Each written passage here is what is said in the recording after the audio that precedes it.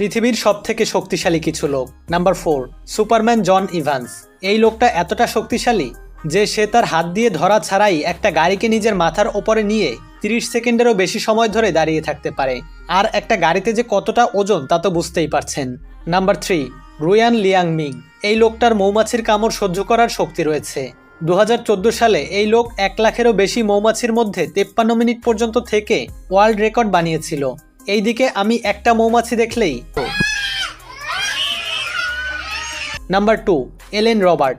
এই লোক হচ্ছে রিয়েল লাইফের স্পাইডারম্যান, কারণ উনি কোনো সাপোর্ট ছাড়াই হেঁটে হেঁটে পৃথিবীর সবথেকে উঁচু বিল্ডিং বুর্জ খলিফার একদম উঁচুতে উঠেছিল, যেটা কোনো সাধারণ মানুষের পক্ষে করা একেবারেই অসম্ভব। Number 1, Felix Baumgartner. এই লোকটা তো বাকিদেরকে পেছনেই ফেলে দিয়েছে। এই লোকটা 2012 সালের 14 অক্টোবর 39 কিলোমিটার উপর থেকে মানে স্পেস থেকে পৃথিবীতে লাফ দেয়।